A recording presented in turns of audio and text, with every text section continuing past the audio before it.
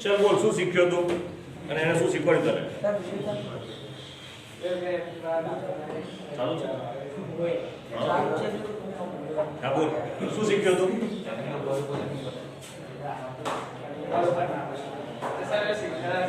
શું શીખ્યો એ બોલ ખાલી શું શીખ્યો એમાં શીખ્યો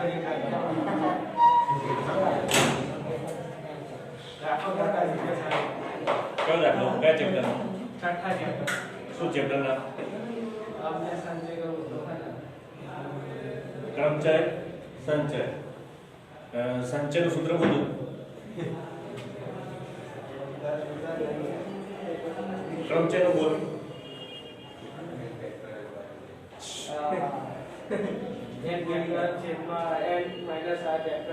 ફેક્ટોરિયલ એટલે શું શીખીને આવ્યો તો અત્યારે સામાન્ય વસ્તુ ફેક્ટોરિયલ ખબર નહીં તને બેસ ચલો આપણે ચેપ્ટર નંબર 7 નું પુનરાવર્તન કરી લઈએ આપણે ભારતીય અર્થતંત્ર બરોબર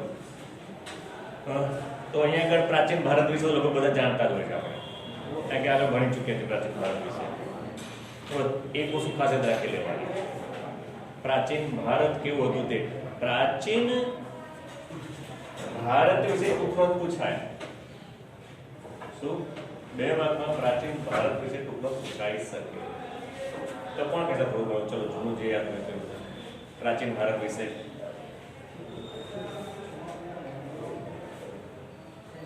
છે થોડું યાદ હોય પ્રાચીન ભારતની સંસ્કૃતિ કેવી હતી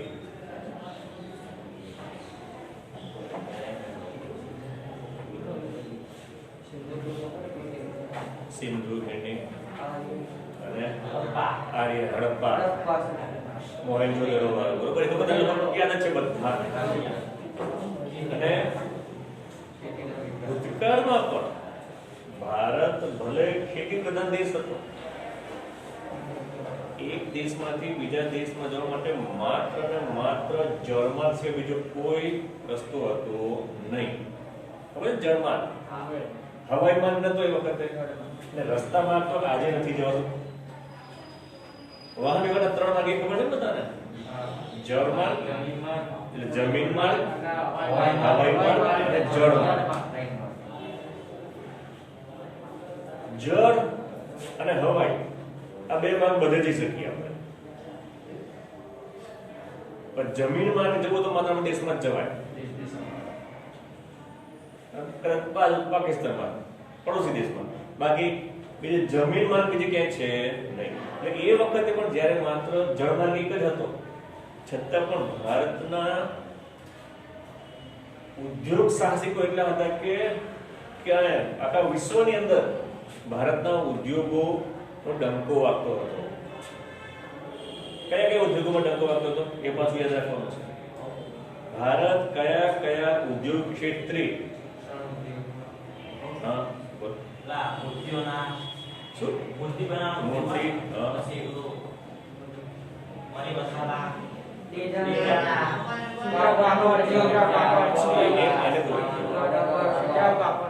બરોબર એટલે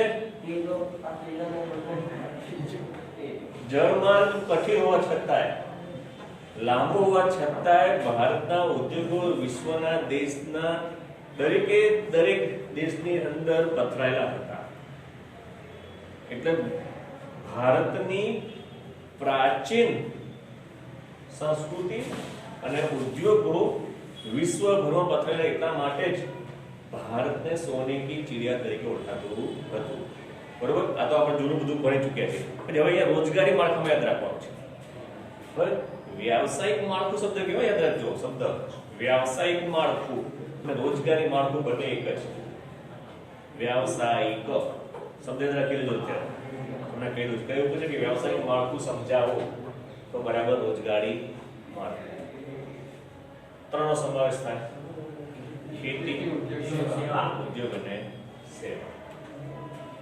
બરોબર? આના વિશે કોણ સમજાવશે? ખેતી ઉદ્યોગ સેવામાં શું હતું એ?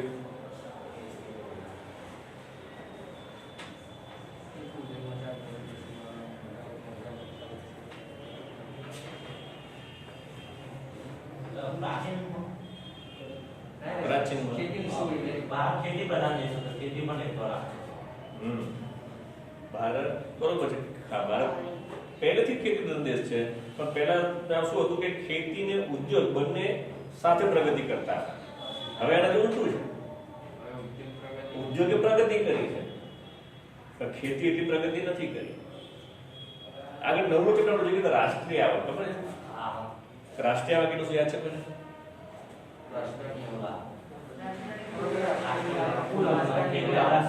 રાષ્ટ્રની કુલ આવક. હવે એમાં થોડું એવું કહીએ કે આ પ્રમાણે આ રોજગારી માળખું જે છે, ઉદ્યોગ, ખેતી અને સેવા ત્રણેયનો સરવાળો બરાબર આ તો ક્લિયર છે બધાને? બરાબર? અને હવે પહેલા કીધું હતું આપણે કે ખેતીમાંથી રાષ્ટ્રીય આવકના ફાળામાં ખેતીનો હિસ્સો વધારે હતો. હિસ્સો એટલે ખબર તમને? ખબર છે બરાબર? હિસ્સો એટલે ભાગ. કે 1 લાખ કરોડ હોય તેમાંથી 50% હિસ્સો ખેતીનો હોય. એટલે 50,000 ખેતીમાંથી મળતા હોય કરોડ, 50,000 કરોડ. બરોબર? અને પછી ઉદ્યોગ અને પછી છેલ્લે સેવા. પહેલા આ પ્રમાણે ચાલતું. રાષ્ટ્રીય ફાળામાં જે આગળ આવશે એની અંદર કે ખેતીનો હિસ્સો વધારે, પછી ઉદ્યોગ અને પછી સેવા. હવે શું થઈ ગયું છે વર્તમાનમાં? પહેલા ઉદ્યોગ આવી ગયો, પહેલા નંબર આવી ગયો. ઉદ્યોગ વધારે છે હજી, પછી સેવા આવી ગયું છે અને છેલ્લે ખેતી થઈ ગયું છે. હવે થશે એવું સેવા પહેલું આવશે. હવે જે આવશે આગળ બધી સેવા પહેલા થઈ જશે. કારણ કે અત્યારે સેવાકીય ક્ષેત્ર એટલે ખબર છે ને? સેવા એટલે કોઈ પણ ચીજ વસ્તુ નહીં બનાવવાની, પણ જરૂરિયાત પૂરી થઈ શકે એવી સવલત આપવાની, સગવડ આપવાની. ઇલેક્ટ્રિસિટી, વાહન વ્યવહાર, સંદેશા વ્યવહાર, બેન્કિંગ, વીમો, વખાણ, શિક્ષણ, આરોગ્ય, આ બધી સેવા છે. તમે જ વિચારો આપણી આસપાસ હવે જે જમાનો આવે છે એમાં સેવાનું યોગદાન કેટલું બધું વધી ગયું છે. વર્તમાન સમયમાં અત્યારે કઈ વસ્તુ બનાવ્યા વગર પણ લોકો વધારે કમાય છે. વસ્તુ વેચ્યા વગર. શેર બજાર શું છે? ફાઇનાન્શિયલ વસ્તુ થઈ. પૈસા આમથી તેમ જ કરવાના, વસ્તુ બનાવવાની ખરી ગઈ તો લાખો કરોડ રૂપિયા લોકો કમાય છે એમાં. ઇન્ટરનેટ, અત્યારે ઇન્ટરનેટ એટલે આપણે સંદેશા વ્યવહારનું માધ્યમ થયું, તેમાંથી લોકો કેટલું કમાય છે, કેટલું ચાલે છે એ રીતે.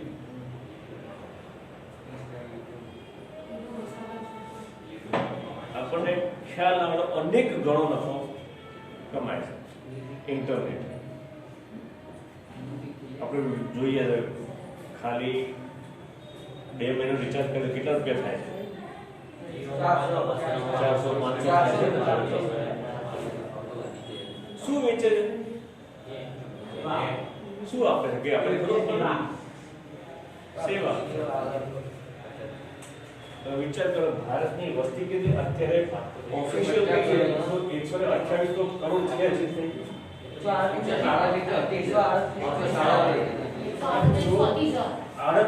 માની લઈએ આપણે 2021 સોરી 20 પ્રમાણે 11 પ્રમાણે 20 પ્રમાણે 2011 ની અંદર તો 128 હતી હા અને 2021 ની મતલબ હવે 10 વધી ગયા. આ કેટલી છે અત્યારે? અંદાજે આ તો અંદાજે કહીએ છીએ આપણે.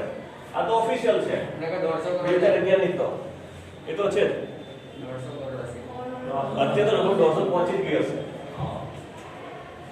તમે વિચાર 150 કરોડ વસ્તીમાંથી લગભગ ફોન કેટલાની પાસે હોય છે? શું 50 કરોડ? 100 કરોડ નો ફોન હશે જ. 120 એટલા તમારે ઘરની વાત કરો. આપણા ઘરની જ વાત કરો. તમારા ઘરમાં કેટલા ફોન છે? એક જોડે તો હોય જ છે લગભગ એમ. અને અમુક તો જોડે બબે ફોન હોય છે. બે ફોન બે સિમ કાર્ડ હોય. બે સિમ કાર્ડ હોય ને? તો બે સિમ કાર્ડ બે માં ચાર તો કરાવવું પડે. હવે તો ફિક્સ થઈ ગયું છે ને અમુક કે ઇનકમિંગ પેલું અનલિમિટેડ કરો 425 નું ફિક્સ કરાવવું પડે તો જ ચાલે.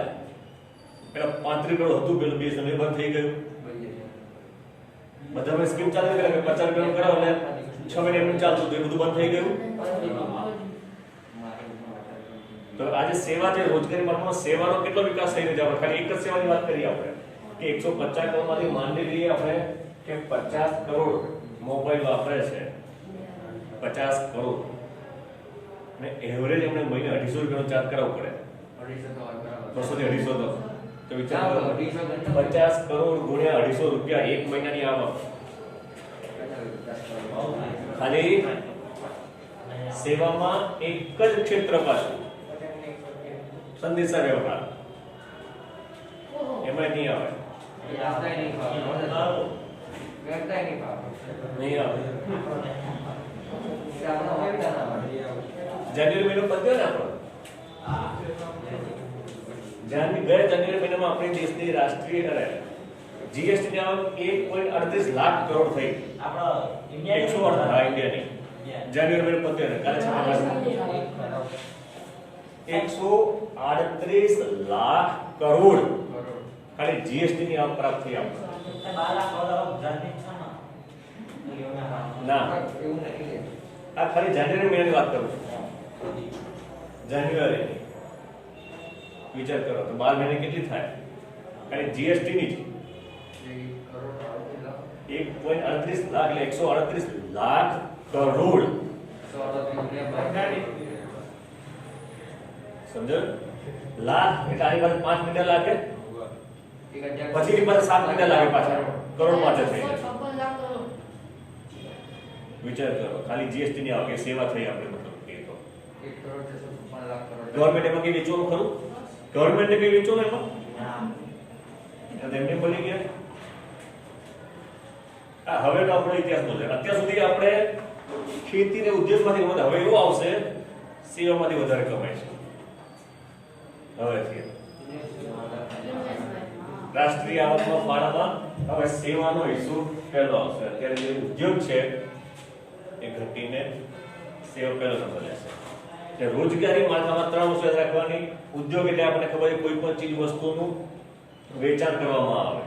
કાચા માલ સામાનમાંથી તૈયાર માલ સામાનમાં રૂપાંતર કરીને જરૂરિયાત પૂરી કરનાર વસ્તુ એટલે ઉદ્યોગી આપણને ખબર છે.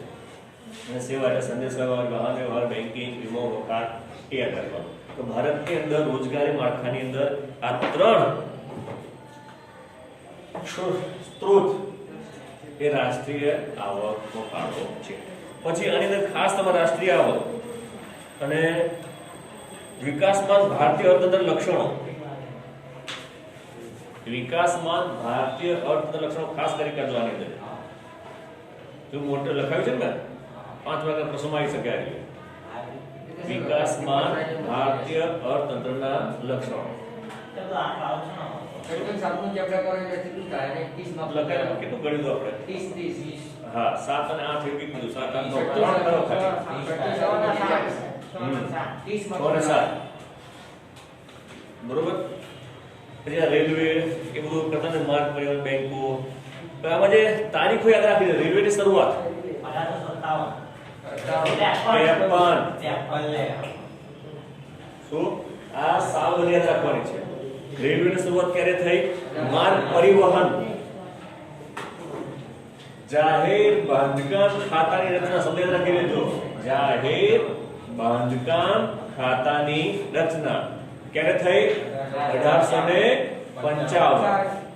રેલવેની આ પીડબ્લ્યુડી બરોબર.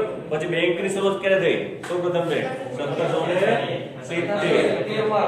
આ બધા ભૂલ કરી હતી આ વખતે 1770. અને સાલો અલગ રાખતા રહેજો બધી. ખ્યાલ આવ્યો? પછી જો પેલી બેંક 1770 પહેલી બેંક. પછી યાદ રાખજો મધ્યસ્થ બેંક એટલે આરબીઆઈ ની સ્થાપના 1935 આ યાદ રાખજો. સમજી લો વસ્તુ. આરબીઆઈ ને મધ્યસ્થ બેંક કહેવાય છે. આરબીઆઈ એટલે રિઝર્વ બેંક ઓફ ઇન્ડિયા. બરોબર. એનું બીજું નામ છે મધ્યસ્થ બેંક. ભારતની મધ્યસ્થ બેંક. હવે અહીંયા સાંભળી લીધું. એની સ્થાપના 1935 માં. પરંતુ એ વખતે ખાનગી બેંક હતી 35 માં. પછી 1949 માં તેનું રાષ્ટ્રીયકરણ થયું. એટલે પછી દેશની બેંક બની ગઈ. ખ્યાલ આવ્યો? 4 સાલ અંદર રાખી દીધા રહીએ. બરોબર. ચલો કોણ બોલશે 4 સાલ? ચોપડી બંધ કરીને બોલો તો લાઈન સર ફટાફટ જોઈ લો એકવાર. શું? ના વજન વાળાની વાંચ્યું જ નહીં મેં. શું કે નવું આવ્યું કે? નવું કઈ નહીં સાહેબ, ખાલી સ્લેબમાં કોઈ ફેરફાર નહીં અને સ્ટ્રક્ચર પર બહુ ધ્યાન આપવું. ઇન્ફ્રાસ્ટ્રક્ચર ઉપર એ બાંધકામ વાળાના કામ આપણે શું કામ? મોબાઈલ સસ્તા ચાવડા વસ્તુ સસ્તી કરી સરકારી કર્મચારી ટેક્સ માફ કરી દીધો. શેનો? સરકારી કર્મચારીઓ ટેક્સ માફ. એમને સાથ આપણે ફાયદા છે ને એમને તો. આપણો કોઈ આવક મહિના મળે તો 5% રાખીએ નહીં. સાહેબનું ક્રિપ્ટોકરન્સી છે ને એને આવક પર 30% ટેક્સ. બરોબર છે. અને આરબીઆઈની કરન્સી બહાર પડવાની. બરોબર ક્રિપ્ટોકરન્સી બનતો સર નહીં. બોલું હા બોલો ચલો. ચોપડી બંધ. 1853 માં રેલવેની શરૂઆત 1953 માં 1935 માં આરબીઆઈની રચના થઈ હતી અને 1855 માં પીડબ્લ્યુડી નું બાંધકામ થયું. એક બાકી રહ્યું. રાષ્ટ્રીયકરણ આરબીઆઈ નું 49. બધી ચારે ચાર બોલવાની. ચારે ચાર યાદ રાખવાની. હા ચલો. પીડબ્લ્યુ બાંધકામનું એ પીડબ્લ્યુડી તમે યાદ રાખો તો ગુજરાતી નામે યાદ રાખજો. જાહેર બાંધકામ ખાતું એટલે રસ્તા બનાવવા પછી સરકારી મકાનો બનાવવા. સરકારી વસાહત નથી કહેતા આપણે એ મકાનો બનાવવા, બાગ બગીચા બનાવવા, એ બધું. હા કચેરીઓ બધું બનાવવું છે. આ વસ્તુ આવે છે કન્સ્ટ્રક્શન ની કામકાજ એ સરકાર બનાવે એના માટે ખાતાની રચના થઈ છે. સરકાર તો એ તો પેલા ટેન્ડર ભરો પછી એનો કોન્ટ્રાક્ટ આપે સરકાર. શું કહેતું? કોન્ટ્રાક્ટ આપો ને તો બીજા કોઈ હા એક ખાનગી કંપનીને કોન્ટ્રાક્ટ આપે પૈસા કોણ આપે? સરકાર. સરકાર. આપણે આપવા પડે છે, આપણે ટેક્સ આપીએ છીએ. એ બનાવવાની જવાબદારી સરકારની છે. આ રસ્તો છે આ રસ્તો કોણ બનાવે? સરકાર બનાવે. બોપલ નહીં બનાવતું. બોપલ નગરપાલિકા ના બનાવે, સરકાર બનાવે. Ahmedabad municipal corporation. બોલો ચારે ચાર. જાહેર બાંધકામ 1955 1855 પછી આરબીઆઈ ની સ્થાપના 1935 અને એનું રાષ્ટ્રીયકરણ 1949 રેલવેની શરૂઆત 1853 મુંબઈથી થાણા. હા એ રાવજી બીજું શું રહ્યું? ચલો બસ બધી ગઈ ચાલતા આવી ગયું. તોફીક 1853 માં રેલવે 1855 પીડબ્લ્યુડી 1935 આરબીઆઈ અને ઇન્ડિયન કરારમાં 1955. શું કરો? રાષ્ટ્રીયકરણ. ચલતો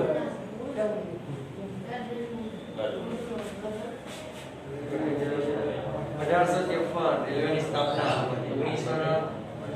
1855 પીડબ્લ્યુડી 1835 માં રિઝર્વ બેંક ઓફ ઇન્ડિયા. તો 1935 રિઝર્વ બેંક ઓફ ઇન્ડિયા 1949 રાષ્ટ્રીયકરણ. હા રેલવે 1853 પછી જાહેર બાંધકામ 1855 અરે બેંકનું ભૂલી ગયા પણ પહેલી બેંક 1770 વાળું યાર 1770 એ પાંચ એટલે એટલે પાંચ થાય. એટલે પાંચ થાય ને? અરે 5 છે એ યાદ રાખી લેજો સૌપ્રથમ બેંકની સ્થાપના 1770 વાળું અને 5 ક્લિયર કરતા મેં ખાસ તો મૂળ 5 પર કેટલી બોલે પટ્ટિકા. રેલવે 1853. સાંભળો એટલે રેલવે 1853. પછી જાહેર બાંધકામ 1855. હા બેંકની સ્થાપના 1770. પછી આરબીઆઈ પ્રથમ બેંક વાળી યાર આરબીઆઈ 1835. 1935. 1935 પછી રાષ્ટ્રીયકરણ 1949. લખી રાખો લખાઈ રાખવાનું. આરબીઆઈ નું રાષ્ટ્રીયકરણ તમે લખાય છે 1949 શું ચાલો હવે તો આપણે બંધ કરી દે 1853 માં રેલવે 1855 માં જાહેર બાંધકામ બેંક 1770 રાષ્ટ્રીયકરણ 1949 માં રાષ્ટ્રીયકરણ 1853 રેલવે 1853 રેલવે 1855 જાહેર 1955 જાહેર બાંધકામ 1855 જાહેર બાંધકામ 1935 માં બેંકમાં 3 યાદ રાખી બેંકમાં 1770 હા પછી આરબીઆઈ આરબીઆઈ 1935 હા પછી રાષ્ટ્રીયકરણ 1949 માં રાષ્ટ્રીયકરણ હા આવી રીતે બેંકની 3 બરોબર રેલવેની 1 અને પીડબ્લ્યુડી ની 1 બરોબર ખ્યાલ આવ્યો ચાલ આપણે કોણ છે શું કરે ભાઈ ચાલ બોલ જા તો યાર